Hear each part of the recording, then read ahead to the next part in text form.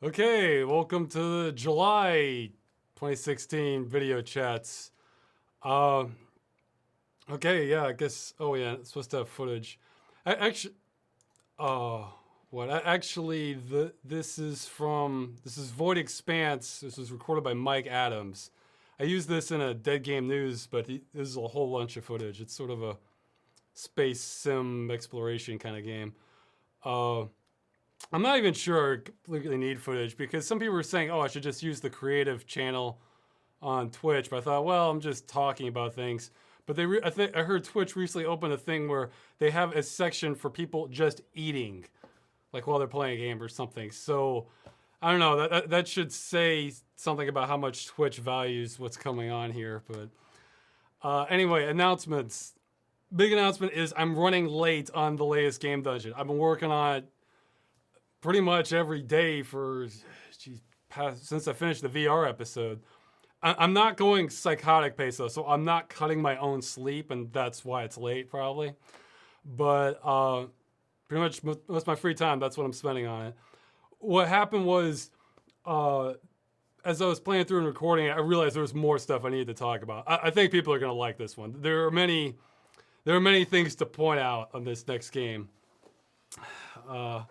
It's gonna get far more attention than it deserves, really. But right now, I think it's gonna be somewhere between 20 and 30 minutes, probably at least 25. So it'll be a little bit longer one, but I think people like it. If you're watching this on YouTube, that should be coming up within a couple days, I think. Again, I can't promise times. I'm just gonna work on it till it's done. So that's the big thing. I feel bad it's not done yet because it's been a while since the last game dungeon. But leads to the next news. I'm going to try and get at least one additional game dungeon this month. In addition to that, hopefully two. And then I'm going to start in on the Deus Ex trilogy. Because I wanted to kind of cover those games leading up to the new Deus Ex game coming out. So Deus Ex is one of my all-time favorite games. So I wanted to give it sort of the game dungeon treatment, but again, it won't be just a simple review. I plan to kind of spice it up and make it a little more interesting. So even if you know the game, there'll be some things you'll hopefully find entertaining about the videos. Let's see. Yeah, and after this next game dungeon, I did the Ross Ransom VR, and there was a lot of confusion. Some of that was my fault because I realized I sort of framed what I was saying in a bad way, even though I don't think it underdid my main points. But I want to do a quick sort of follow-up video to that.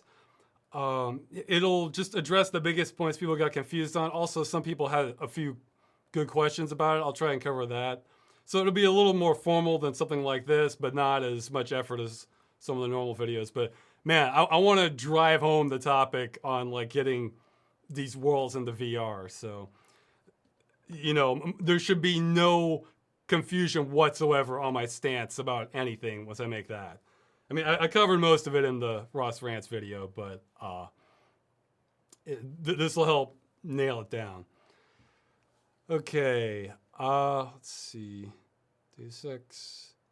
Yeah, and at some point, I'm falling behind. I'll get another Dead Game News episode out because people keep sending me that. I haven't been able to keep up. I've been working on the game. I'm working on Game Dungeon. So that's a lower priority, but I'll get something out. So yeah, it's gonna be videos, and there has been some work done on the website design. I'm still kind of figuring that out. If you have suggestions for the website layout, like if you've seen other websites that you really like their layout, like the way they arrange the data, feel free to send them to me. I can consider it when I'm figuring it out for the visual end of things. So, yeah, I think and I'm behind on emails, but not as bad as I was. So that's mainly what's going on. I may try to make this one shorter, but probably jinxing myself just by saying that, since people send me a fair amount of questions. So I'll just try and run through that. This is really the Ross, you should get back to work edition of the monthly video chats because I want to get the next game dungeon out. But it's still going to be a couple days less if you're watching this on YouTube because I'll probably have this up the next day. But Okay. Yeah, so I'm going to just dive into questions. I'll take fan questions. Same format as before. Okay. Given that the last few years have seen a resurgence in the appreciation of point and click graphic adventure games, what do you think of the possibility of giving old, somewhat defunct game genres a new lease on life? How do you think something like an updated full motion video game or even text adventure with higher definition visuals and gameplay would work? Would this even be worthwhile or desirable? I mean, I probably said something similar to this before, but it's already happening. The thing is, though, the more you make some of these sort of past genre games, although graphic adventure games never die, but they did become more niche oriented, the more you kind of have to know your audience. Like, you have to reach out to the right people. Like, if you were to make a text adventure game, like, I was never a fan of just pure text adventure games, even back then. But some people are. Well, you would need to find those forums and like advertise right there. But as long as you keep your budget in check, yeah, bring them on. I would like to see more full motion video games if they're done properly, because not all of them were bad. Rama was sort of the middle ground. There were a few ones that I thought were pretty good, even though a lot of them were pretty bad. Okay. In the Game Dungeon episode reviewing Revenant, you talked about your frustration with one minor character named Sabu, the writer's milk for corny villain rhetoric. Have there been any other characters in games that you find equally or even more annoying? They needn't be the bad guys or even minor characters. Well, I think like the classic one that most gamers know of is like Navi from Zelda Ocarina of Time, because it's always just like bugging you with saying like, listen, like any character that just sort of bugs you. But for existing game characters, really one that comes to mind is I forgot the name of it. It's like in the alternate mode of Resident Evil 2. It's this boss that just kind of keeps coming back at you. And it's like you kill him and it comes back. Kill him and it comes back later in the game. And in Resident Evil 3, Nemesis, it was the same thing. It's like at some point, you're thinking, why don't you just, put this guy down for good? I think any recurring characters that like, all right, I want to kill this guy, and the game doesn't let you and keeps just kind of pushing you to the side.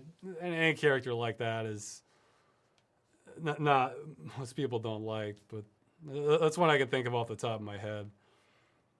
I forget the name of that one from Resident Evil 2. He would say all he would say is stars, and that's it. So I'm sure people will correct that in the comments. Let's see. Assuming you have at least some passing familiarity with the fantasy genre, if you could be a member of any non-human race, elves, orcs, halflings, etc., what would you most likely be? I think dwarf. Yeah, live underground, do blacksmithing, just do lots of construction, have a hearty attitude about everything. So yeah, I think dwarf. Even though I have the body of an elf, I even have like kind of pointed ears a bit. But I think I go with dwarf. Can you share some thoughts on the following quote? I secretly think reality exists so we can speculate about it. With very Slavic name here, which I'm not even going to try to pronounce. I've never had problems with reality. It's always been amazingly consistent for me. I know some people, have like disorders that make it a little more confusing, but for me, it's just same results every time. That's why I'm excited about virtual reality, because it's a way to sort of break away from that. I spend just about no time worrying about reality, or hey, is this real? Or it's just same results every time for me. I might skip this one. It's just sort of a, do you know this band one? Okay, yeah, here's the go. If Dracula's castle appeared, would you join a crusade to vanquish the Dark Lord? Well, if we're talking like Bram Stoker's Dracula, like in the book, you kind of have some safety in numbers there. So if you have like a mob that's armed, ready to go, then yeah, I think so, because he has powers, but there are limits too. But if this is like, a Castlevania Dracula, geez, I don't know. I mean, you're basically walking to your death. Because, I mean, he commands an empire of dark monsters and everything. And I mean, geez. I mean, how many... I mean, even the Belmonts, they tend to die a whole bunch before they finally get to him. So, yeah, I don't know. I mean, I can maybe stay on the perimeter. I could get the goblins or whatever that are kind of escaping from the edges, but I don't know if I'd go much farther than that. Someone's asking about theological beliefs. Both religion and politics, I kind of want to avoid. Politics, it's a little more selective. Like politics, I don't want to like get into like specifics of a candidate unless it's just so over the top, like the Derek Shepherd from Arcade America.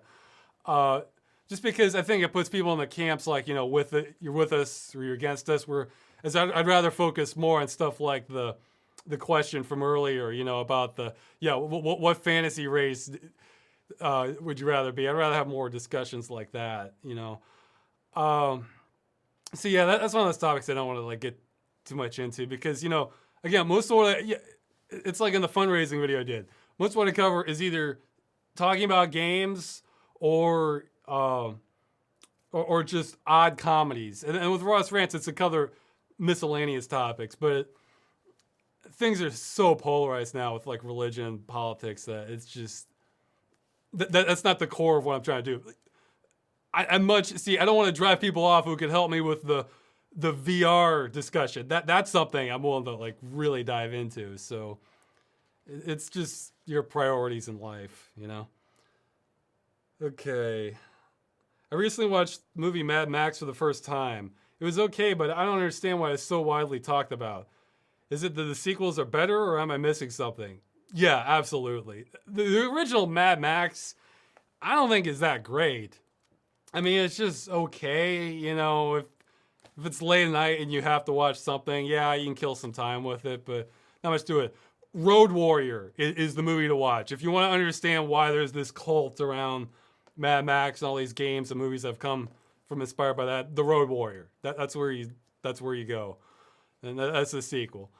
And the first half of Mad Max Beyond Thunderdome, I didn't think much of the second half, but the first half's great, and then the new one's pretty good too. So, but yeah, The Road Warrior. That's what ties it all together. Okay. Let's see. Somebody's asking if I joined Freedom or Duty from the Stalker games. I don't know.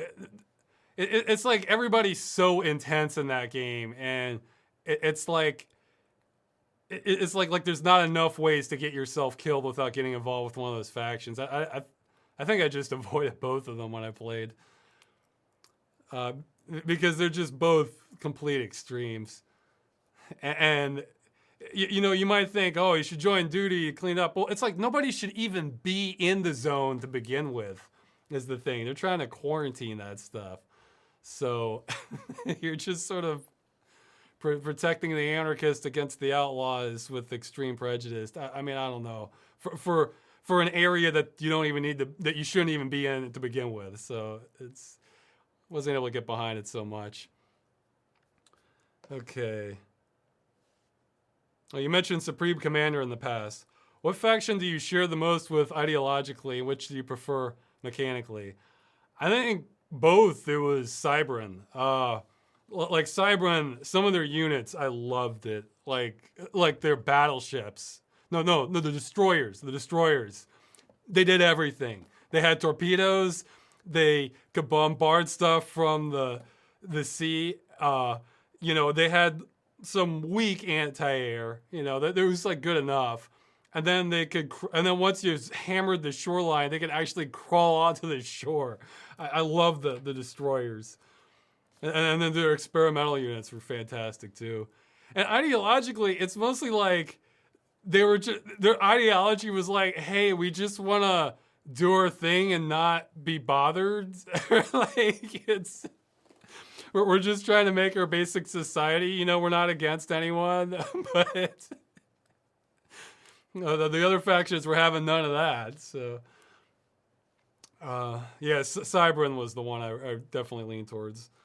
Uh, Ian was my least favorite. They had really bad. I did not like their anti-air. Their units were just kind of, I don't know. And then there were a bunch of zealots. So I was kind of more anti-Ian than anything else. Okay, this is about VR. Again, I'm gonna make a follow-up video on that, hopefully in about a week, but we'll see.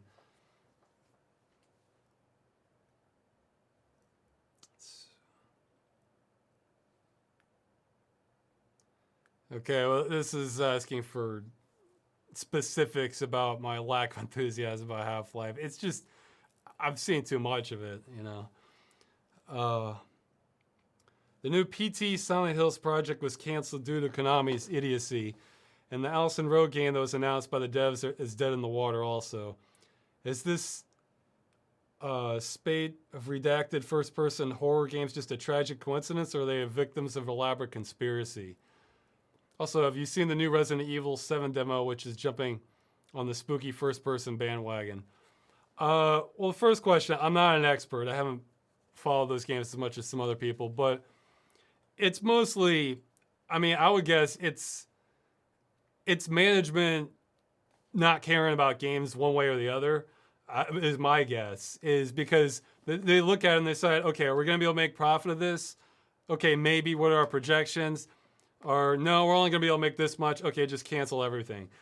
I'm guessing that's about as deep as it goes. And that's really probably the case for most games. It's just that some are a little less caring about, even less caring about whether the games get made or others. That's why, you know, with smaller to middle-sized studios, you tend to get a lot more, you get people who try to get the game made no matter what. Whereas for large companies, they don't care. It's numbers. Like, I mean, at the top. The people actually working on the games, obviously some of them care about it, but the people making the decisions to cancel them, it's just numbers to them. That's it. So, I haven't seen the Resident Evil 7 demo. I think I saw a few screenshots.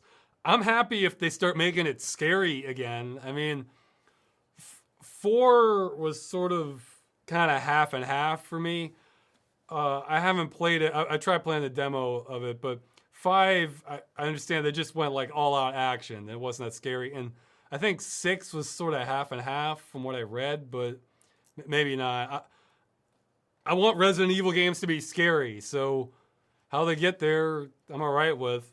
It does seem like a bit of a genre shift if they're going like first person, kind of helpless person, but I don't know. Make them scary, like, because if it's just nothing but action, that's not really scary, because, you know, they're just, you're bombarded too much. It just sort of numbs you to it, I think.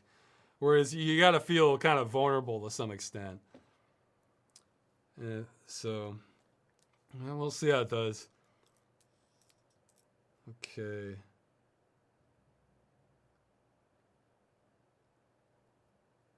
Yeah, most people are asking about Half-Life. Look, Half-Life 3 is not at the top of my list of games I'm looking forward to, but that's because I've been exposed so much to it. I'm still going to do Freeman's Mind too. If I'm lucky and get enough done on the movie, I'll start this year, okay? But it's a juggling act between getting videos out and, oh geez, okay, yeah, something I should have had in the announcements. I lost overnight 6,000 subscribers. Now, apparently, from what I've understood, this wasn't just YouTube scrubbing inactive accounts. Like, because there have been reports of people who just got unsubscribed, like they were active subscribers. So if you're somehow seeing this and then you don't see any more videos from me, it might be more than just me being too slow. So if you want to, you might double check that you're subscribed if you want to be subscribed. Personally, I don't care if you're subscribed or not, you know, but, well, I guess I care if you want to be subscribed and you're not. So that's what I want to make an announcement about that. So this happened to a lot of YouTubers. I'm curious if who beats me on percentage. That was about 4.2% of my subscribers. So because PewDiePie lost 600,000, but that's a lower percentage for him. So I'm curious who lost the most percentage-wise. But yeah, the only thing I would say is, you know, for people who don't want to subscribe, that's totally fine.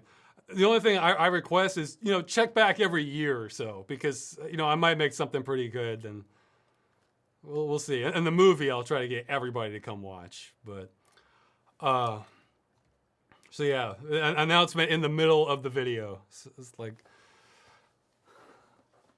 okay. Let's see. Are you interested in seeing the Warcraft 3 theatrical movie? What are your thoughts about it? I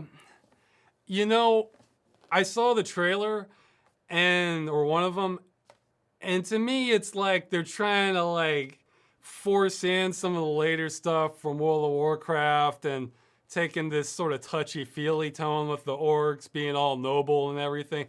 Look, I like the original Warcraft orcs and humans, and I feel like that's what they're trying to go for, and that is just a step away from something like Warhammer.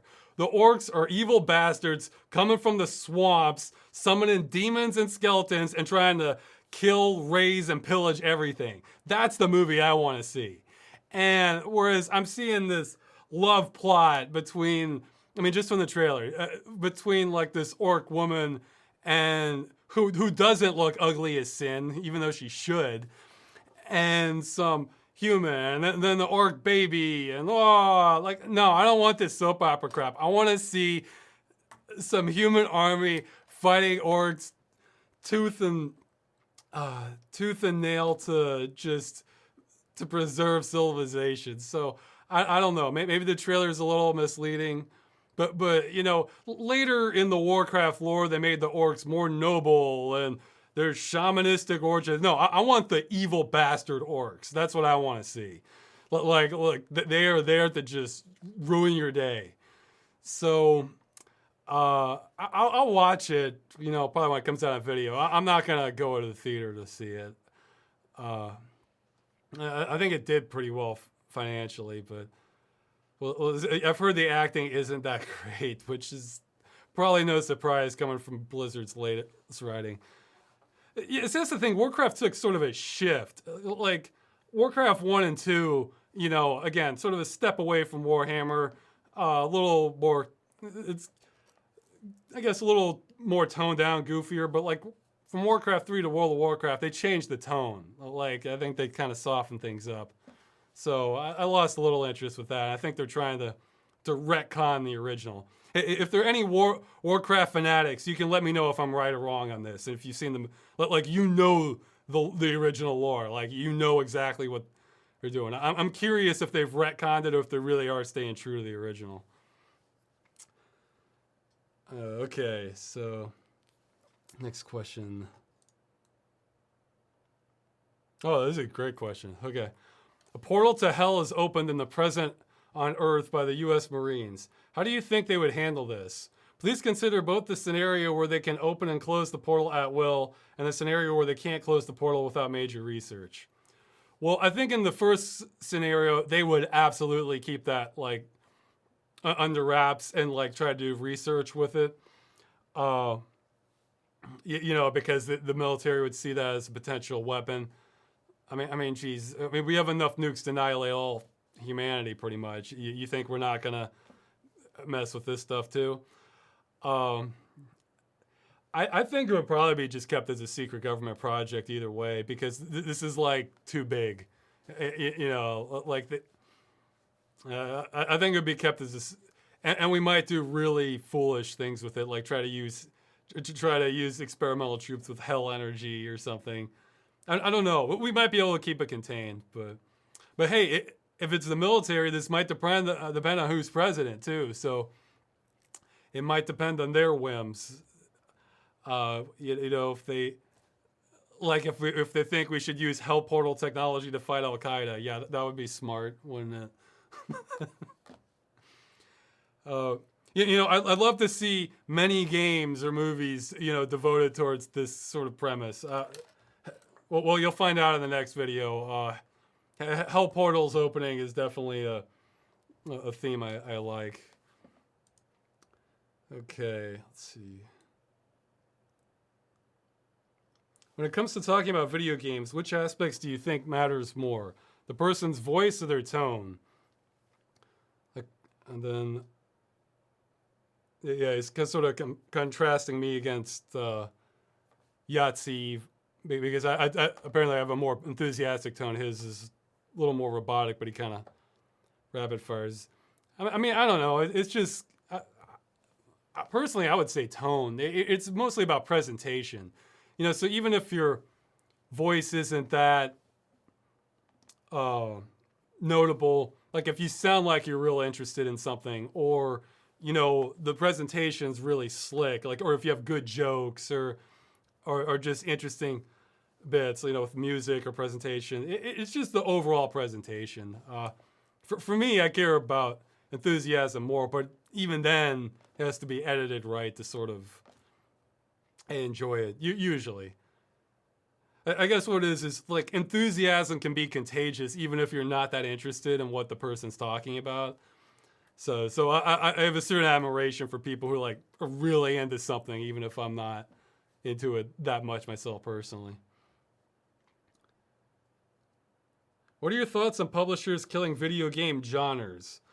I'm probably never gonna break this habit, but I should be saying genre. I've gotten in the bad habit of saying genre, which is incorrect. It's genre.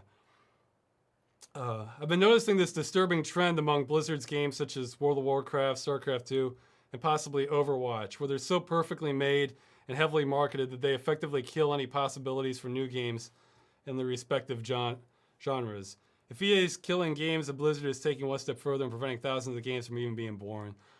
I don't really agree with that. Okay, let's look at your examples. World of Warcraft. Yeah, they haven't been toppled, but did MMORPGs stop being made? Of course not. There's dozens of them. StarCraft 2. That, Grey Goo came out last year, I think, and Ethereum and it was on my video. Oh yeah, Ashes of the Singularity just came out.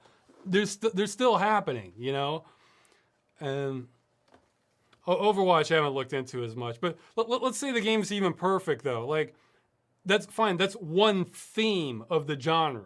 So StarCraft 2 is a space-oriented thing. Well, you can have a fantasy-oriented thing, or like a contemporary one, or some alternate universe setting. I mean, it doesn't really limit things. Besides, when a game's really successful, usually the big studios try to copy that in some way or another. That's why usually when you have a game, you'll have one or two that are kind of similar to it a year or two later. So I guess I haven't really noticed that happening. And with Overwatch, it's sort of it's sort of a first-person shooter kind of MOBA thing, I guess. I don't know. See, that's not really a genre I'm as interested in as much. But I know there's Paragon. Again, I know these games have differences. I'm just not that familiar with it. There's Paragon. What was that? There was one by Gearbox. I don't even remember the name of it. Sorry. And I think there's a few more of that. So I guess I'm not really seeing that happen. So sorry. Okay, how good are you at real-time strategy games? Have you ever competed in some tournament anywhere? I'm pretty good, but I tend to do single player more, or I like team games. No, I've never competed in any tournament. The thing is, past a certain threshold, my brain gets a little overwhelmed by the number of options. That's why I love team games, is because you can kind of specialize. So if you're handling artillery or something, another person's handling buffs or melee or anti-air or something. So you can kind of come together as sort of a cohesive force. Whereas the top players have to do it all. I played a lot of Warcraft 3 team games. Even then, Warcraft 3 isn't my favorite. I always wanted bigger battles than what Warcraft 3 gave you, but it certainly had a lot of dynamics to it. But hey, I might do the Twitch later sometime just for kicks. So see if I can beat the last level of Supreme Commander on hard without loading just one life. Yeah. So I'm pretty good, but I'm nowhere near professional level. Nowhere close. Okay, what's the genre I'm worst at? I'm a pretty crappy pilot. I mean, I'm pretty good at first person shooters, but man, like flight sims or space sims, I'm not a very good pilot. Uh, let's see, what are some other ones? He's not asking ones I don't like, but ones I'm just bad at. Um, Real time strategy games with a heavy focus on micromanagement, so you really have to be doing just actions every second because my brain will eventually sort of freeze up temporarily, and then that costs you in the game. Uh, Brutally difficult platformers. I guess I really don't like games so much where you have to have a lot of memorization in order to be good at them. But let's see. Yeah. So some platformers I can be not so good at, I guess. It depends. Some of them are alright. Yeah. Like I said in the video, I got to hell in Super Meat Boy. That was about my threshold. But okay. What I was asking about the website. It's working on it. It's a juggling act like everything else. But what are your thoughts on the new System Shock reboot from seeing the demo? I actually haven't looked at the demo because I think I've seen all I need to. Because I was following this. I saw the screenshots from last year for this. Yeah, I mentioned this on the GOG podcast I did, but I don't know if I mentioned it here. And that was looking really promising. And then I saw the trailer for it, and I'm thinking, okay, that's it. Like, this may be one of the best remakes ever made. Because they're staying extremely true to the original, but are making all the changes I would. Like simplifying the UI a little bit, so that's a little more like System Shock 2. They're changing the music some to make it scarier, which I think is a good decision. So I think they're keeping the map design about the same. So, and the graphics are all extremely similar, just, higher definition. So usually if there's something like I'm sold, I definitely want to try this out. I try to avoid getting more information because I don't want to spoil things for myself. So I don't plan on trying the demo. I'll be surprised if the game's not good. Put it like that. I'll be very surprised. I think this might have been mentioned in another video, but somebody's mentioning the Grickle channel set up a Patreon. Yeah. I am going to mention that when I do a follow-up on Puzzle Agent, but yeah, I can mention it now. So if you like the Grickle comics and the Puzzle Agent, he has set up a Patreon. He unfortunately, it's weird that I get more publicity than he does, and he's published a game, that's pretty well known by Telltale, and he's just sort of flopping around there. I feel bad for him, but I want to again. I'll give him a promotion, but it kind of has to sort of come on my own schedule. This is sort of what I refer to as like the new economy, where basically everybody's trying to struggle to make ends meet. Speaking of which, thanks again for the donations. I got to reply to people, but my YouTube income, remember those estimates I put in the fundraising video? That's pretty much coming true. In fact, if anything, it might be a little bit lower than where I thought it was going. So, I'm getting, I think I can mention how much I'm making a month. But look, right now I'm currently getting 3 figures a month. So you guys have saved me. So that's the thing. I kind of want everybody to do all right. And I hate it when it's in a situation where give to this person or this person, so. Okay, well that's sort of another topic in itself. Okay, a few more questions, then I'll start taking ones from the chat. Man, I'm flying today. This is good. I can get back to work after this.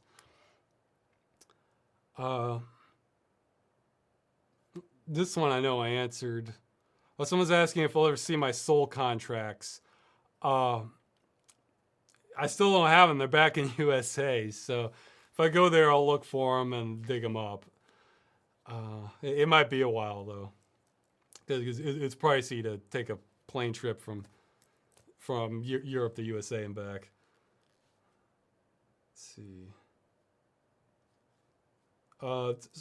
Okay, well, I'm not going to answer questions on how the movie's coming. I'm working on it. That's the answer.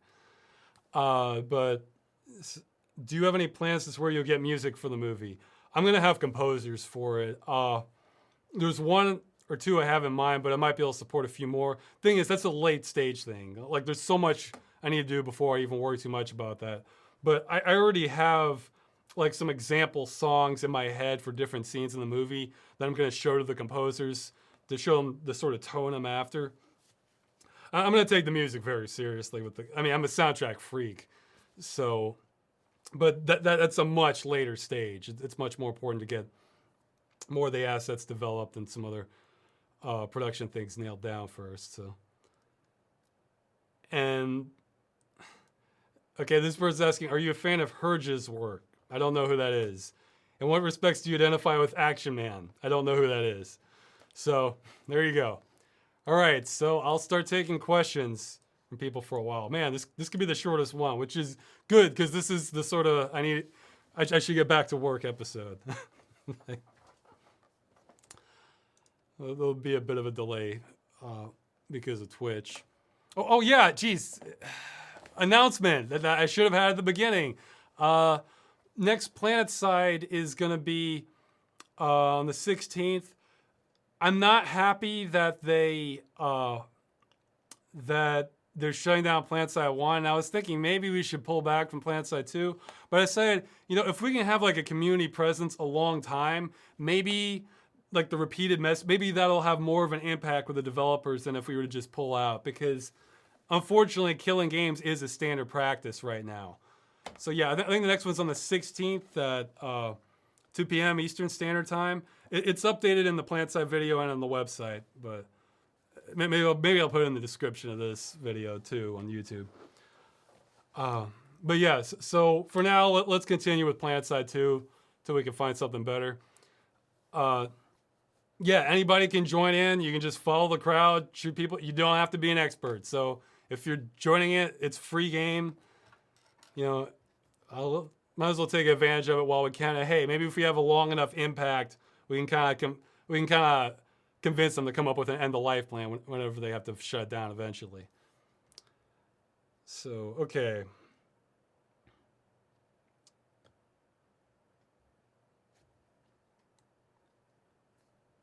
Let's see, what do you think about how they changed Legacy of Kain series by including Raziel, which was a scrapped concept from another game? Do you know Silicon Knights had plans for Legacy of Kain 2? How do you think that could have gone? They made Blood Omen 2. So, I never really cared much for Raziel. However, his story is so incredibly interesting in the games that, interesting. Kain, to me, was like the best character. I was definitely a Team Kain, if you want to go with that. So, yeah, in fact, Blood Omen 2 took elements from a scrap sequel from Chakan the Forever Man, I think. And I thought it was pretty cool. So, I'd like to see more good Legacy of Kain games. Of course, Kain is the best part, but it's a cool world too, and I feel like maybe they can make something pretty good even if they don't have Kain in it. But of course, Kain is like the best part for me, so. What do you think about the remastered BioShock collection that was announced a couple days ago? Are you going to play it? I don't know. I mean, geez, the graphics aren't that dated on the original, in my opinion.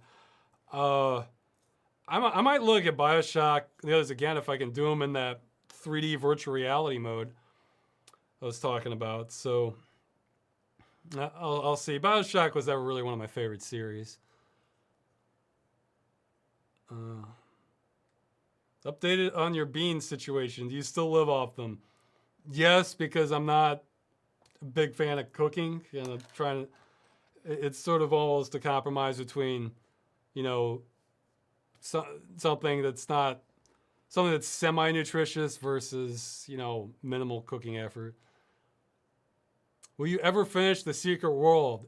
If someone makes a server emulator, you bet. The Secret World, I realized, if everything did about 4 times the amount of damage it does, then it'd be about right for me. So if enemies hit that much harder and I could hit them that much harder, then that'd be about perfect for me. I would, I don't know, I might finish it eventually, but man, it's just, it's a time waster with how the combat goes, for me anyway. I'm absolutely interested in the rest of the game. But man, it's a barrier for me, the combat, because you have to grind through that stuff. But yeah, that's what I'm really hoping. Not just to preserve the game, though that's the main reason, but I'm keeping my fingers crossed. Maybe 5-10 years from now, I can play the Secret World on a server emulator and have 4 times the damage. So, okay.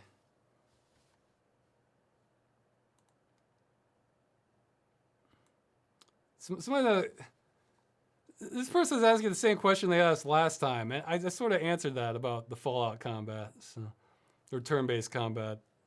Oh no, he's asking how did I get through it for Fallout. Well, the bloody mess trait helped a lot. That's the short answer.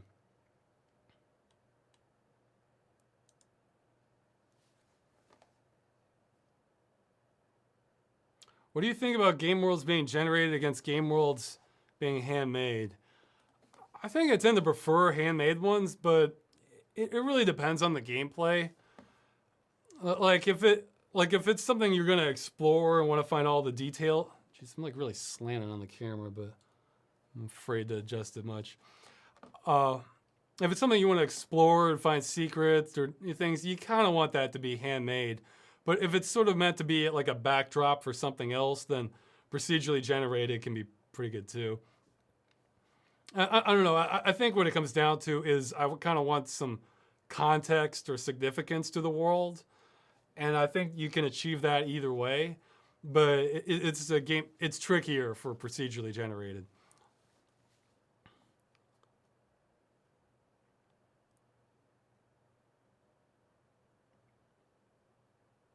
Since you love soundtracks, are you ever going to do a video on old demo scene music tools and composers like SC3 and Andrew Saga? I'm an enthusiast. I'm not a historian. I actually don't know the history and all that. So I guess no is my short answer, but I'm still trying to figure out how to sort all the soundtracks I have. By sort of the mood, so they all sound similar together. But that's what it comes. That I forget. I always used to assume that like game journalists and people who covered games and everything. I guess that's obviously not necessarily the case now with YouTube. That they had to be experts in their field and just know everything. And it's like the more you do this, you realize no, you don't have to know anything at all. You can just make a video and people will. I try my best to know what I'm talking about, but there doesn't seem to be any established precedent for that. So I'm making videos and I try my best to know what I'm talking about. I don't always, but I just sort of get my views on it, and it gets some views, whereas somebody who really knows what they're doing might not be able to get as much exposure. It's sort of the new media age we live in. What about play session with fans in Mountain Blade Warband? You can't have as many players, but you can support up to 200. I guess I consider that. I never played those. They always struck me as like a little too dry for me. My impression was those have more of a learning curve to them, but maybe not. I don't know. I could consider it, but yeah, we need a game that supports a whole lot.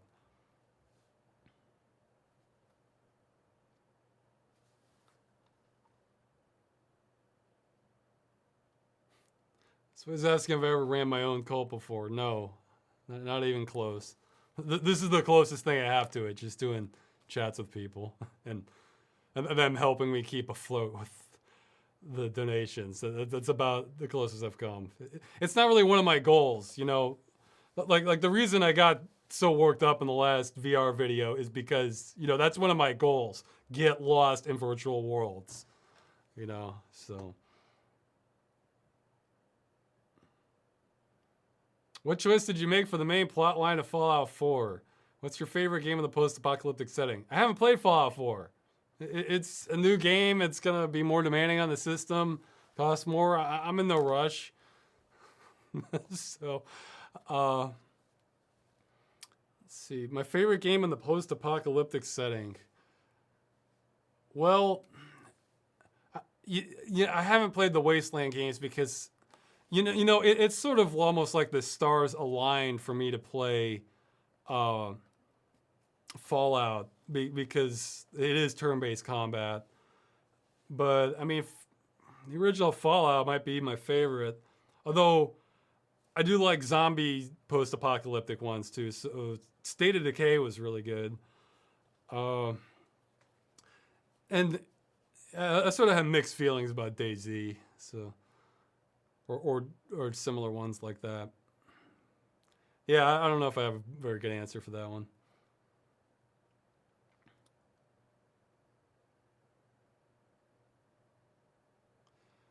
Yeah, here's my least favorite question. Okay. Hey, Ross, I know coming up with high quality content takes a long time, but could you commit to at least one video every month or even every 6 weeks? It's such a long time between episodes now. I'm shaking for my Ross fix. Look, you may not believe me, but I feel this more than anyone when I know it's been a while between a video. And the thing is, if I commit to it, there's so many things I might have to sacrifice otherwise. Look, between these next 2 months, we may have like 7 videos or more, okay? So it's just a matter of making things fall into place.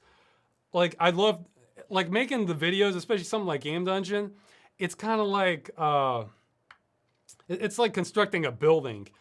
Sure, you can rush things, but some things you can only do so fast. You have to kind of grind through it. I mean, this is as close as you get to just like an instant video. And you can see me stopping where I'm thinking of what to say, and this is with the questions already laid out. I guess what it is I want the videos on the channel to have like some kind of long-term value, and the faster the videos come out, then sometimes I have to sacrifice that, and then it becomes a quantity over quality thing. And I think that's not really in my long-term interest.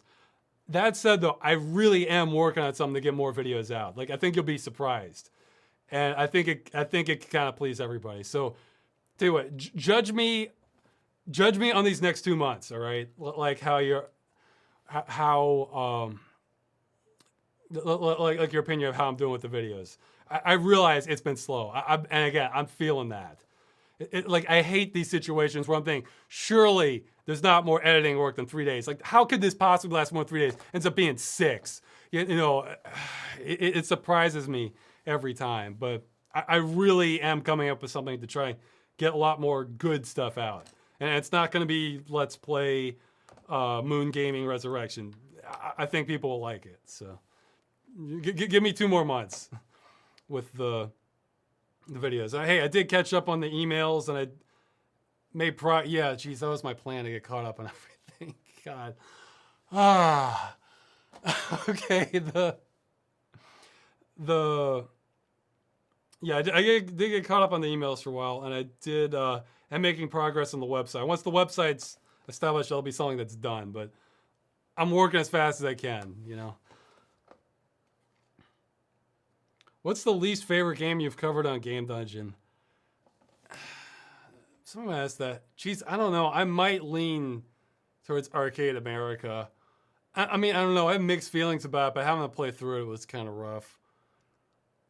Arcade America I didn't want to play again, but even though I think it is an interesting game, but I have to look at the list for some to jump out at me. Well, we'll see. The next. Well, I don't want to give any spoilers. Okay. What kind of headphones and keyboard do you use? Headphones, I have Bayer Dynamic DT770 Pro, 80 ohms. These things are champs. I had one before this. They lasted 7 years. You can sort of bend them. See, there's a metal band inside that you can kind of bend the shape the way you want to. sort of nice padding, and it tends to be like one of the best balances for like studio monitoring headphones versus still having some bass and everything to it. These are kind of pricey, but they're really durable. Like I used to have, like several years ago, some Sennheiser HD 280s, and they snapped like after 2 years, like the band. So durability is pretty important for me, and the sound quality. So these are pricier ones, but again, the previous ones lasted me 7 years, and even then, if I probably modified it, I probably could have made it. It was just the frame that was sort of falling apart. I probably could have made it last a lot longer. So this is an example of something good quality that lasts a long time. So sometimes that can actually come out to be cheaper in the long run than getting like the cheapest that die on you. And for keyboard, I currently have No Frills Cooler Master mechanical one. It's Cherry MX Blue. I forget what the name of it is. Well, that's sort of like the mechanical feel, but that's sort of I guess a little more of a luxury item, but well, I type a lot. Let's see, okay.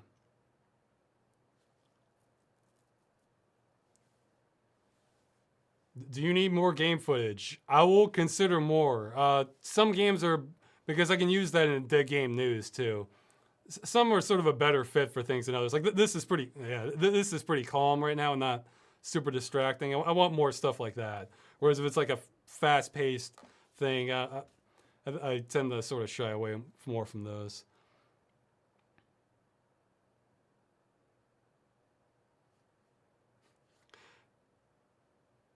Has moving to Poland affected your ability to produce content at all? Well, the actual move sure did, because that took a whole lot of time. I might get in trouble for saying this. I'd say not being single tends to take more time away from producing content, but it's life, you know. But no, not that much. I mean, the actual transition, absolutely. But, you know, once I got settled in, it wasn't too bad.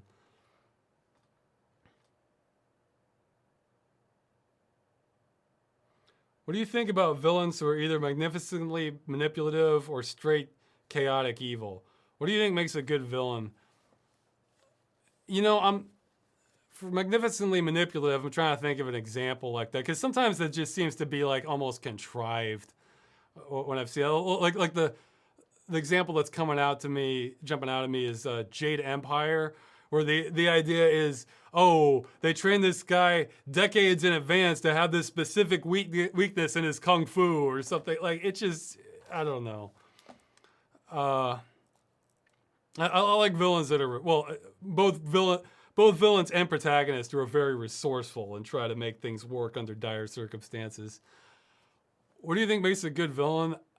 I think I mentioned before, but my favorite ones are either ones that are just kind of over the top, like they're evil and they love every minute of it, sort of like your kind of Dr. Evil or Saturday morning cartoon villain, or ones that have like really understandable motives. Like, yes, they're the villain, but you can see why they're doing this. So, like, I like complicated villains. Well, hey, in the last video, Soren from Star Trek Generations, boy, I can relate to him wanting to get back to the Nexus. You know, this was not his, destroying all these worlds, that was not his first plan. You know, he tried everything he could think of. This is the last resort to kill all these people so he can get back to the Nexus. He's just obsessed and wants to get there. You know, he has a conscience actually, but he's just obsessed. So I like villains like that, ones that are kind of complicated and you can at least understand their motives. Rather than just like, oh, I am so evil. I mean, it's not that that's unrealistic. It's just that like those people, of course you need to stop them. I mean, it's not, there's less to think about. How'd you and Craig Mengel meet, and how'd you know he was going to be a good fit for Dave? He was, I met him in college, actually. Maybe at lunch or something. I don't even remember. Maybe I had some class with him.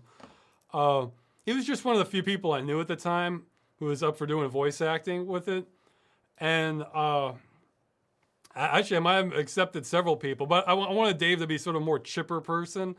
And, and Craig, man, when he talks, it's almost like he smiles so much. It's almost like I have to get him to stop sometimes for some of the recordings. But yeah, don't worry, he'll be back in more videos. It's just too many things I'm doing, I guess, is the thing. What was the last game you played on launch? I checked out, well, one of the free-to-play ones. I checked out Dirty Bomb, which is still early access. I just sort of messed around with it. It was all right. It just, somebody, well, now I can't remember the name. I did a game dungeon on it. I can't remember the name. Uncanny Valley. Because, well, no, that wasn't on launch. Okay, it's the last game I played on launch. Well, besides Dirty Bomb. Geez, I don't know, because I tend to avoid launch games now, just because even if it's free, even if I have a copy of it, it's like, well, I just assume games are beta now. Like, I just assume new games are betas, and there's going to be bugs. So it's like, it's rare that like that a game comes out where I'm not rewarded for waiting. So I tend to take that approach with almost all of them, but I don't know, man. It's been a while on launch. Jeez, it would have to be a free one or one I got as free, and I was just sort of itching to play, and I thought was stable. It's like, I'm not saying those games don't exist, but it's like for all that to come together, and I have time for it on launch.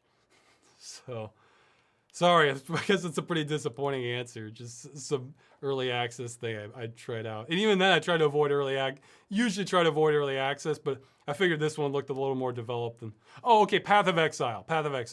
I played that in early access, or when it was in beta. I don't know if I played it on the launch exactly, but I definitely played through the whole thing in beta because it was pretty developed. That's the best answer I have. So...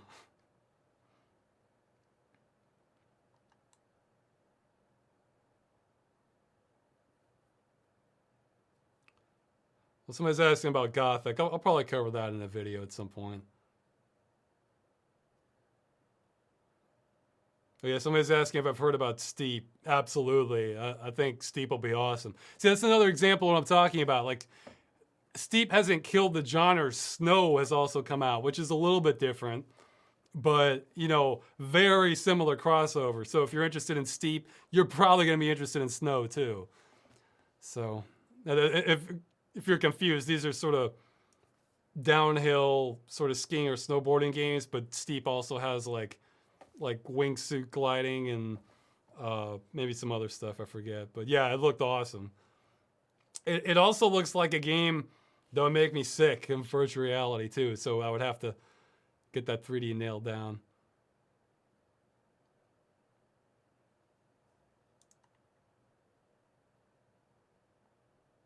How much time a week do you spend working on the movie? I don't measure time I spend working on stuff in general. It just,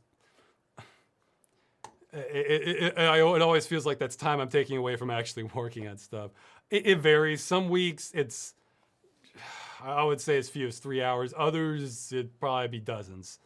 So it varies a lot.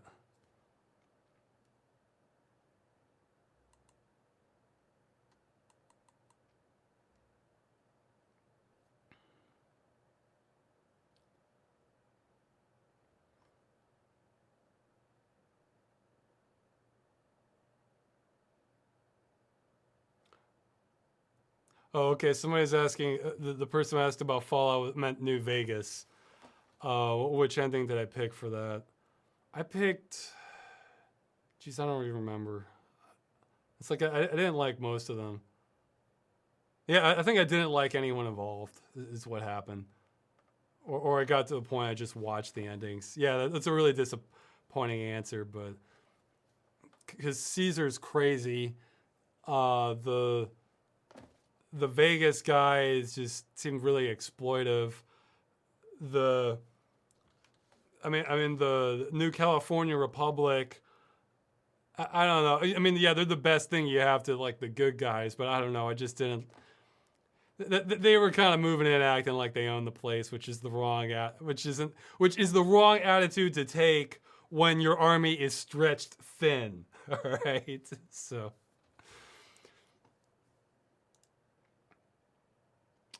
let's see. Do you have any interest in the Dark Souls games? Yes and no. Like I think the theme is pretty cool. I like sort of intense games, but if it's anything like Demon Souls, from what I saw, it's like, man, you have to know those boss patterns. Where it looked like it when I watched the playthrough of Demon Souls, and yeah, I think I mentioned this before. The beginning, like most of it looked like hard but fair, but those bosses, it's like, no, you gotta know that pattern or you're dead. And if you have to start all the way back into that, I mean, geez, I'm not a fan of that sort of school of hard knocks when you don't do things perfectly gameplay. You know, it's like, okay, unless it's incredibly fun. If it's incredibly fun, I'm okay with that. But it's, I don't know. So probably mixed feelings. What are your opinion on combatless horror games? I honestly think they're boring. Yeah, I don't know. I haven't played too many. I played like the Penumbra sequel. I like having like just barely effective or maybe not even that effective combat to horror game. Well, I guess it depends. If it's like a first-person shooter Wander and your only defense is stealth, I'm not the biggest fan of those because, I don't know, I'm not huge on most stealth games. But if it was like a graphic adventure game, like I plan on playing Stasis at some point, then that could be cool because then it's more on the story anyway. But so yeah, but games where you can sort of fight back the enemies, but it's still bad news and you want to run when you can. I think I like that for horror games trying to be scary, because even Resident Evil 4, like for the first third of it, it's like, yeah, you can mow down the guys, but it's like they would keep coming at you, and it's like you're running out of ammo. It's like every time in Resident Evil 4, I thought like, I started to think like, oh geez, are they gonna get me? And then bam, it's like my last bullet or something takes care of them. I was like, that was so perfect. It's like, I like it to be like that, where you're just kind of on the edge of whether you can make it or not.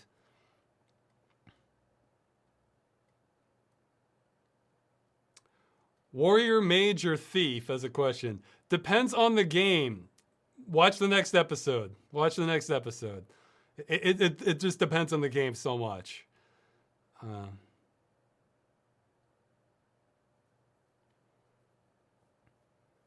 Is your window covered for shade or so you don't get doxxed? Yeah, I try to black things out. And the window's probably not where you think it is. I mean, as for doxxed, I mean, geez, I don't know. Yeah, there's always psychos out there, but what occupational hazard. Ross, can you just drop all projects and transform into a Minecraft Let's Play channel? Oh, no. I was thinking if Notch wanted to like completely sponsor me, I guess I still want to drop the movie. So under no scenario do I want to drop the movie.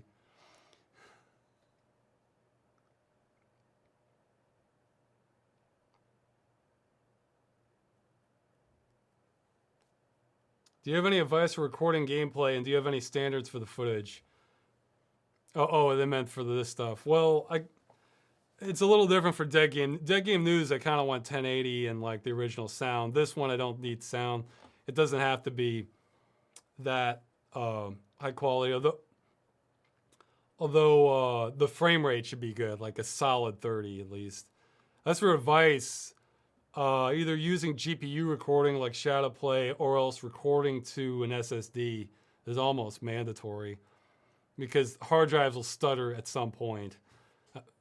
SSD is one of the best upgrades I've made for video recording, for making these videos. Do you ever have issues with procrastination? If so, how do you help curb them? not that much. It's more like, what do I work on next kind of thing. Uh, but I mean, it can happen every once in a while. For how do I curb them? I think probably not the. I think I mentioned this before. Probably not the answer you want to hear, but I think it's almost kind of built into me that the longer I go without getting something done. I mean, this doesn't even have to be the videos. This could be life, anything. Like it's like this pressure boiler where like I can't even enjoy things if I'm not getting a certain amount done. So it's like, yeah, I can maybe not get something done for 1 or 2 days, but if it goes much beyond that, the pressure starts mounting internally. It's just how I'm wired with it. So, have you ever considered just hiring an assistant or something? Well, one, I don't think I can afford that, but two, I mean, yeah, that'd be great if I could. For some things, I can't exactly get help with, but others, I am trying to delegate more. And in fact, that's part of what's going to be behind the idea I have for getting more videos done. Do you have any advice for a recently started part-time worker? Either try to get a job that you don't absolutely hate, or if you do, because you got to pay the bills, try to use that hatred and funnel it into figuring out what you'd rather be doing and try to apply for another job. Now, if it's a job you like, I guess try to figure out how you can get to do what you're doing full time. But just show up. It depends on the job. But yeah, I think that's the secret in life is get a job you don't absolutely hate. Doesn't have to be a job you love, but it's not a job that makes you like dread everything about life. Because man, and if you have that job, think of it like a temporary one. Like this is just your step towards something else. This is just to make ends meet. Because I've seen the spectrum there. Okay, I'm falling behind here in the questions. I should get more selective.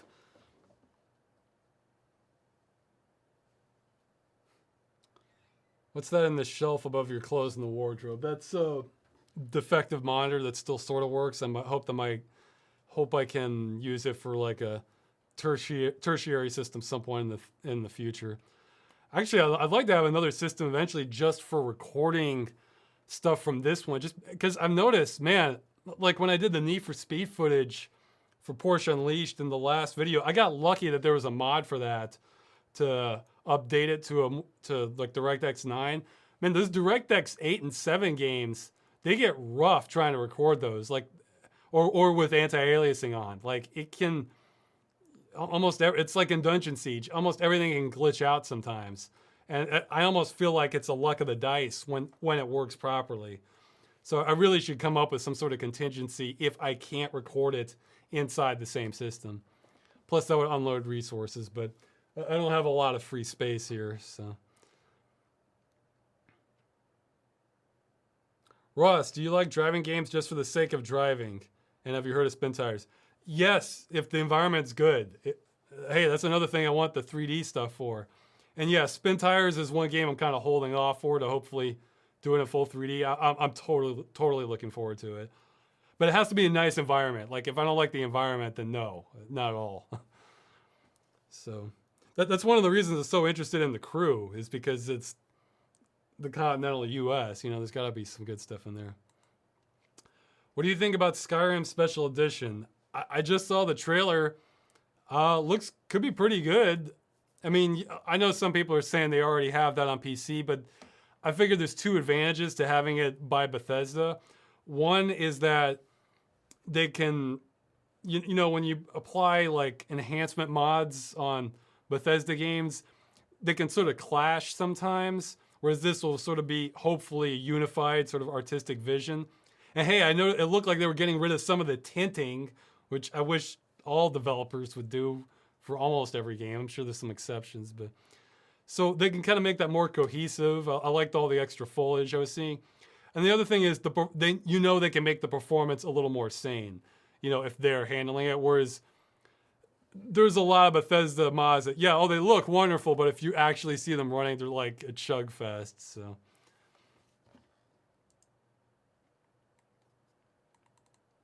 Somebody's asking about my major and minor. I know I mentioned that, but it's I majored in criminal justice. You wouldn't think of it, and minored in psychology. I switched majors more than once, trying to figure out what I wanted to do.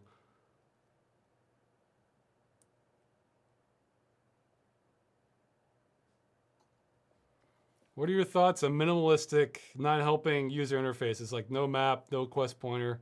That you have to listen to NPCs, what you're supposed to do. I think they're great when they work. It can kind of make it feel a little more organic and real and less like a game. But at the same time, sometimes you really need to be able. Like what I don't like is when an NPC tells you where to go, and it's really important that you go there, and you have no way of listening to that again. I don't like that. So then you can just be trapped because you don't know what to do.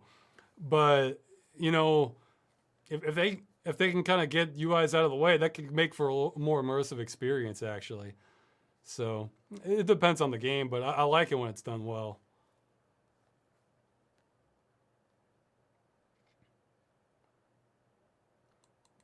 Can you recommend any single-player collectible card games? You know, I haven't played that many, but I sort of have a bit of a love-hate relationship with Magic the Gathering. Like I haven't bought any packs for it in a long time, like since high school, I think.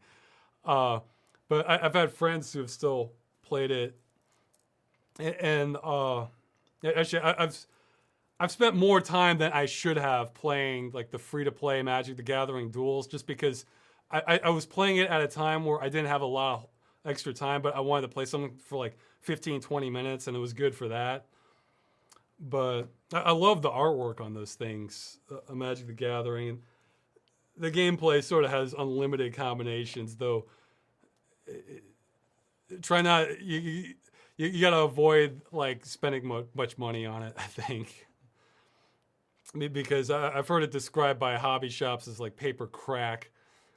So yeah, I don't invest money on it, but I've played some Magic the Gathering. It can be fun. It can be fun, especially for like multiplayer, like with other people. With you, it can be fun with multiplayer games. Hey Ross, do you like sim racing games? Like for example, Assetto Corsa? I'm generally not into sim racing games so much. However, I'm totally fine with totally realistic driving mechanics. What I don't like are closed coursed circuits that you're just kind of going around in circles. You know, where it's like, all right, fifth lap, here we go. You know, again, for me, a whole lot of the appeal of driving games is seeing the environment.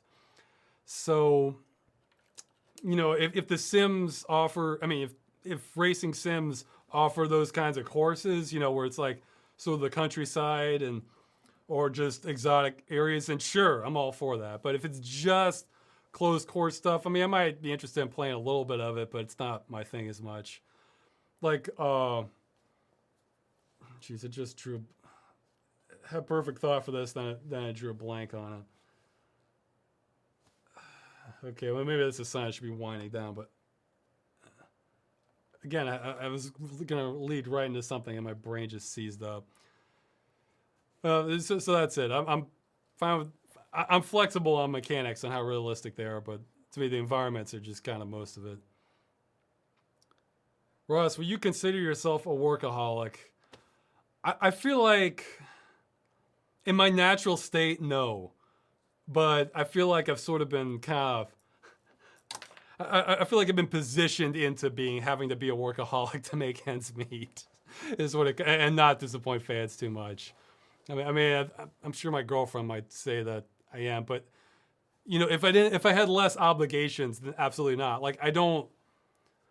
I'm fine with taking it easy, you know. But it's like when there's so much to be done, it's in some cases it's almost irresponsible not to get like more done for me. So it's dilemma I have. If I had less obligations, then no, I would not be a workaholic. But I certainly, I'm not addicted to work. It's just I can understand the confusion though. Any advice for getting my first real free game out there and noticed? Geez, I don't know, man. I mean, I guess appealing to people like me, but See, that puts me in a dilemma too. Is that sometimes there are people making games and I want them to be able to get more publicity, but maybe it's not my thing so much. So I'm not sure like what the best way to sort of lend my publicity to them to give them more of a chance is versus like endorsing something I actually would be playing on my own. So it could be you made a really great kind of game with turn-based combat, but that's just not my thing. So, but at the same time, I want them to be able to connect with the people who do enjoy those kinds of games. So I don't know the best way of handling that. Maybe some people have some ideas. It's a new landscape right now. Like pretty much solid advice from 5-10 years ago for how to get your game seen probably doesn't apply now. I mean, I would seek out, I guess, okay, here, you can do what I did for civil protection, which, may not be the best method, but it's something. The way I got civil protection noticed is I tried to go to all these different forums, related to Half-Life or Machinima or everything, and just try to make posts saying, hey, I made this, you might want to check it out.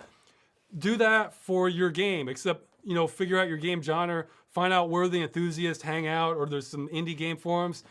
It's almost like launching a political campaign. You gotta just find all these different places to get exposure. Put in your forum signature, maybe get involved with the forums, and just say, hey, here's my game. Welcome to reviews. You put on, maybe get on Steam Greenlight or something, or Desura, with ModDB, and just kind of put in the legwork and trying to get your game seen and find the right audiences, because that could be a lot more valuable for you than just everybody seeing it. Because like if you've made a turn-based slow strategy game meant to represent 18th century Europe, that's going to be a real specific audience. So you really want to connect to them and find fans of games that are similar to yours and go to those forums. I mean, I say forums, maybe Facebook and Twitter and stuff is better for that now. I don't know, but that's how I would do it if I was trying to get exposed and I didn't have like a way to kind of communicate with fans. I'm really happy I got a chance to rant about my VR frustration because that's just been in my mind because I want to get back to these worlds. So I'm lucky that I can talk to fans and people will still watch it. Usually, but if I didn't, that's what I would do. So somebody's asking about computer brands for hardware. I don't have, it's like MSI or Asus. I don't have obvious ones. They're so big now and there's so, there can be so many variables between different models that it's hard to predict. I mean, both Asus, MSI, Gigabyte, they can make good stuff, And yeah.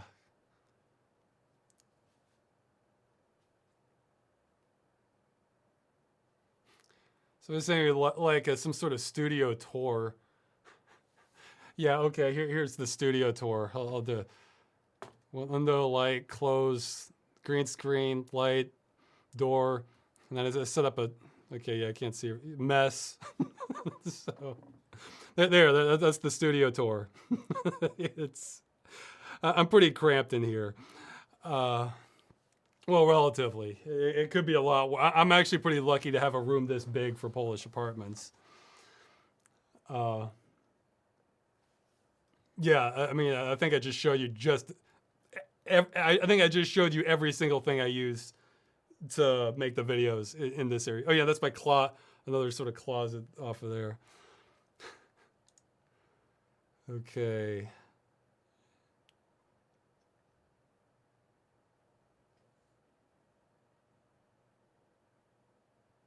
Have you seen CDJO's animation of Civil Protection episode Reception? The video states they'd be willing to collaborate with you to bring the series back. Would you be open to collaborate with an animator should the opportunity arise to bring out these Civil Protection videos? I don't know if it's the same guy. I think I did. Yes, I would. To collaborate. I may have to free up a little more time just to coordinate things, but yeah. The thing is, though, the animation style, I feel like they really need to reflect Mike and Dave's personalities, because I think there was they were doing some stuff that like they're like no my because body language is important, and even though I was using a lot of canned animations from Half-Life 2, it can be a subtle thing where like I was thinking no, Mike wouldn't do that, you know, or Dave wouldn't do that. So as long as they were willing to work with, as long as they understood the characters pretty well, then yeah, maybe.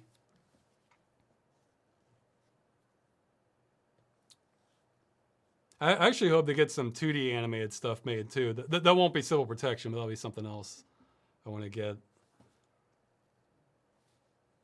About the film, are you creating your own artistic assets, textures, and materials?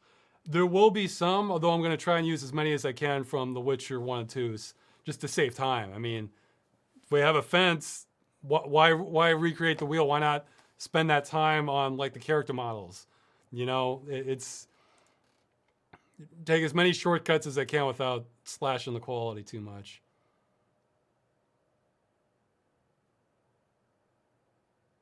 What are your stance on timed exclusives? I can, okay, my personal stance is I'm fine with it. Timed exclusives, I'm totally fine with.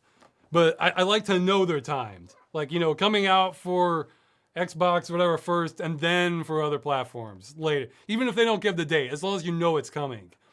However, you know, I may not be representative of most gamers' views on that because I'm waiting anyway, you know.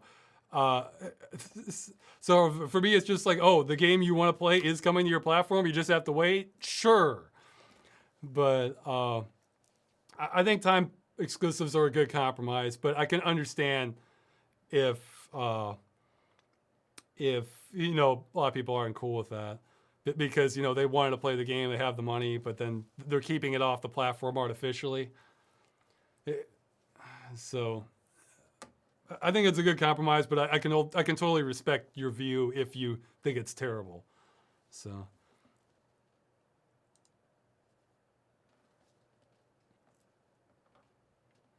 A burglar enters your house. What is your current weapon, tool of choice? Just, well, if I had to like do it just now, I'd probably grab like this lamp.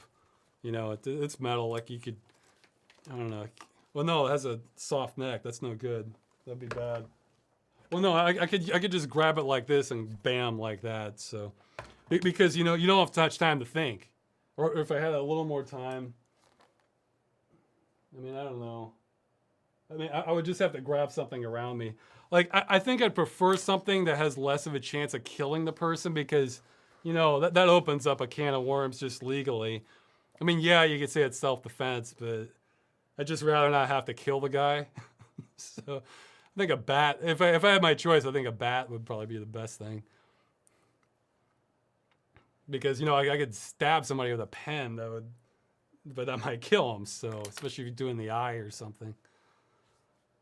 And that could be okay.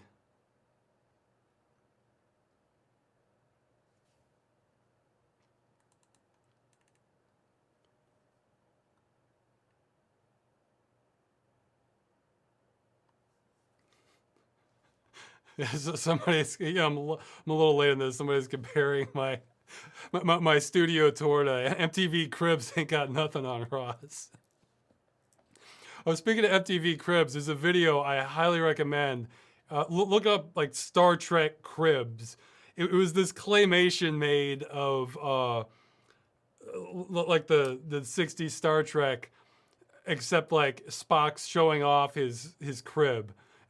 I just found it enthralling. Like it just I loved it. I don't know how many times I've seen it. It's hilarious, you know. He's like, well, welcome to the Spock Casa, you know, come see how I'm prospering, you know, and then it's just hilarious. If you're a fan of old Star Trek, it's just hilarious. Look that up, like Star Trek Cribs. It'll be this, it's only like a minute, this claymation video. It's so funny.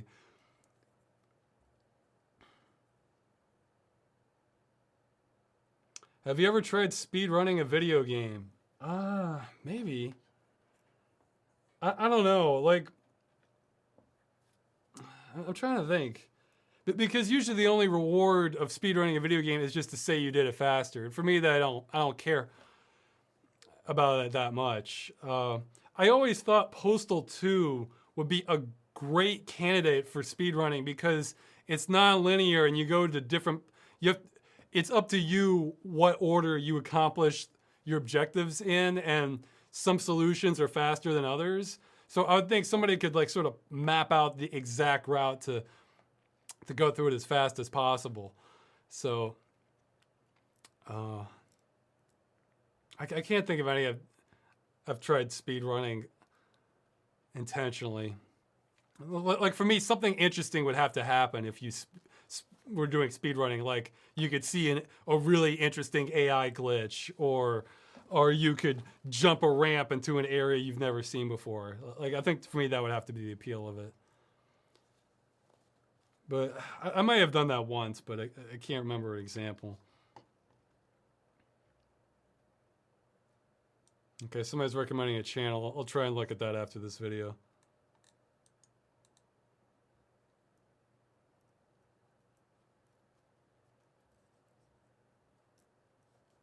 Have you ever played a game or watched a movie that was so scary you didn't want to continue it, but you had to power through it? Yeah. Well, I mean, my fear threshold's very high, but I remember the first time I played Clive Barker's Undying, I didn't, like for the beginning, until I got a better weapon, I just found myself not wanting to play it for more than like 20 minutes at a time. Like it's like, yeah, you know, that was fun, but yeah, I think I'll take a break now. Like I do something else. So it's not that I couldn't. I mean, I could have kept going, but I think for like maximum enjoyment, I was like, yeah, I think I've played enough for now. That was pretty scary. But hey, that's a sign of a good horror game. You know, it makes you think like, yeah, I could take a break. You know. Which game dungeon game were you most impressed by? Well, yeah, I don't have a single answer, but you know, I am kind of impressed Eternum exists the way it does. I mean, it's just odd, and there's a lot of effort put into it. And of course, Strife is very impressive when you consider how much it had going for it before a lot of other games. And Tyrion is just great design. So, and great writing. You know, I feel like I should have like a list of all the game dungeons in front of me because I forget like, oh yeah, I made that, you know. Here, I'm gonna pull it up on the site. Let's see. Which I need to update. Yeah, that's one of the reasons to update the site is so I don't have to make like a separate episode page and jump through all these hoops in order to get that working. Hopefully be more seamless. Well, Carnival, I was impressed by the theme. I mean, it's just like very few games have approached that kind of spooky carnival theme with such thoroughness. Tell you what, this next game impresses me in different ways. The next game dungeon. Oh, actually, in Bozo's Night Out, I was really impressed by the controls. It was, I mean, because you know, for an old Commodore 64 game, you expect things to be a lot more clunky. Those controls were perfect for what they were trying to do. It's like he would really just stagger around. It's like you really got a feel of the momentum and and trying to guide some guy who's drunk, and it just connected. I was amazed by how like on point the controls were. It was just flawless. So. What is the video that you enjoy making the most? You know, it's hard to say because some are under more time pressure, so that kind of takes away from my enjoyment of it. And others I'm a lot happier once it's finally done. Like I was really happy the tunnel was finally done, and same with Stranger in Need. Although with Stranger in Need, I was so under the gun for time pressure that took away some of my enjoyment of it. But for Game Dungeon, let's see, the one I enjoyed making the most. Strife was fun to make, but again, that one just kept going on for trying to make it, so that kind of took away from my enjoyment of it. Strife was a lot of fun to replay. Let's see. Yeah, Game Dungeon isn't always about the best games. I enjoyed Test Drive 3 making that because it was, even though there was a lot of time pressure on that, like, I mean, for the time, seeing how kind of open that game was, I definitely enjoyed it. But Battle Forge is probably my least. Battle Forge and Darkspore probably my least favorite because I knew they were going down, so it felt like I had to savor this intentionally. Okay.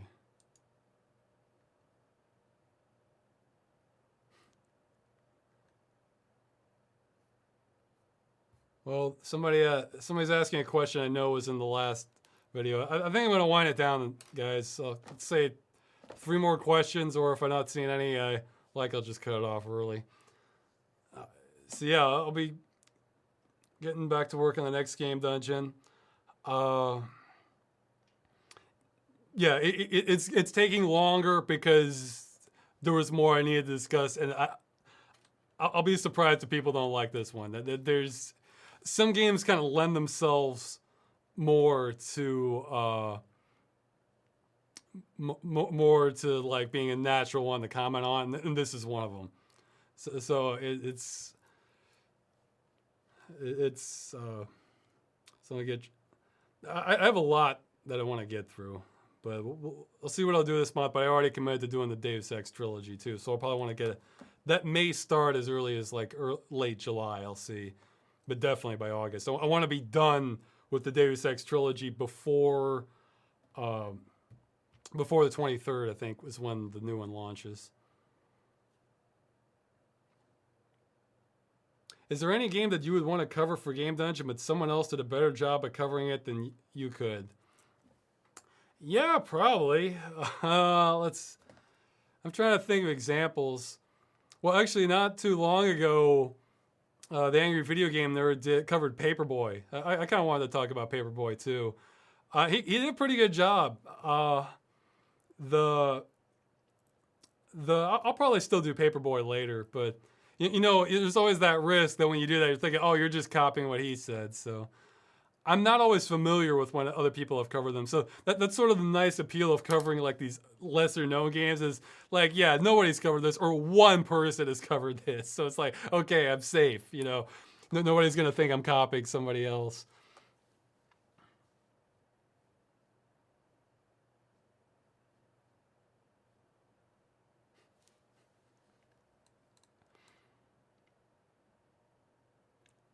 Let's see. Have you watched any movies recently? And he's giving Warcraft and Independence Day. Not new ones, no. I'll probably. I mean, again, I just tend to avoid ones in the theater. I saw some kind of weird ones late. Let's see. What have I watched lately? Not a lot. I've mostly been working. I saw a movie. Okay, yeah. The last 2 movies I saw, one was called The Lobster. It was sort of this surreal sci-fi dating comedy drama thing. It was kind of odd. It was interesting, though. Another one I saw, I skipped huge chunks of it. The Survivalist. It's just about a guy surviving in post-apocalyptic things, surviving in the woods, and wasn't much to that. Extremely slow movie, not the best. I mean, good cinematography,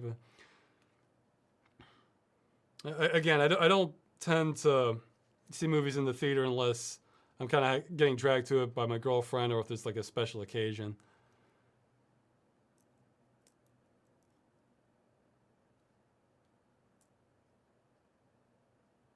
Okay, so is that the second or the third question? I mean, with this next one, the second and third.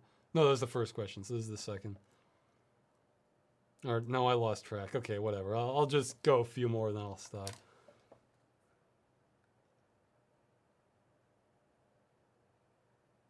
Okay, somebody's asking about the time traveling and time traveling side effects.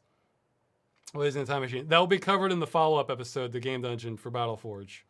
I'll discuss how the time traveling worked in that. Oh yeah, that was another movie I saw a few weeks ago. What's the name of it? It was this sort of Blade Runner-ish film noir time traveling movie. Damn it, what was the name of that? It had it had Michael Ironside in it. Okay, I'm gonna look this up. It was okay, but again, not that great.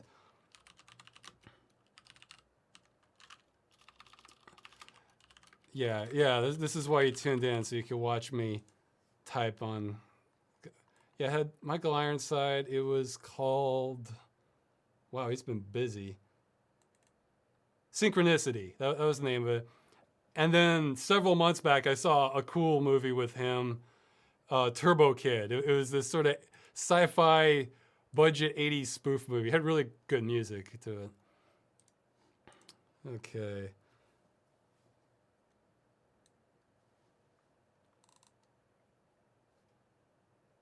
Do you believe we're ready for alien contact?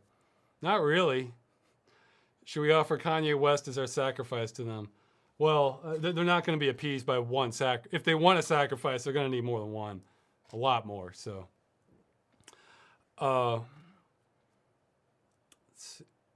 Yeah, I feel like humanity itself just really doesn't have its act together, and we're kind of seeing that more and more as we go on. So I feel like we should at least have things together with ourselves before making alien contact. So, unless they were extremely understanding. Actually, I've been reading the new Rama books. I'm on to Rama Revealed now. And man, the fourth one's a lot better so far. A lot better. So, it's the octo spiders would probably understand. The next generation of the octo spiders, the ones you saw in Rama the game, yeah, you should probably avoid those. Even though they're beyond us intellectually and arguably morally, I still want to avoid them. But the next octo spiders are better. So yeah, somebody's saying, who's to say aliens have their act together as well? Look, if they've made it here, they have their act together more than we do. That's now whether that's in our interest or not is another question, because they could just be here. All right, plant full of water and organic matter, load it up. You know, it's. Somebody's saying if you should check out the Rama books. Well, watch the game dungeon, see what you think. I mean, if you don't like what you were seeing in Rama, no, then avoid them. But I think the secret to the Rama books is just skip sections where it starts getting dumb, where they're just like talking about their feelings, and like the first third almost of Garden of Rama you can skip, in my opinion. It gets a lot better after that, but like I was like, oh yeah, now I see why I stopped reading it. So I just kind of skipped a lot more, and then it got better. Okay, I'm gonna go for one more question now. Then somebody's asking if I've seen The Expanse. I haven't. I can look into that. Okay, one more real question.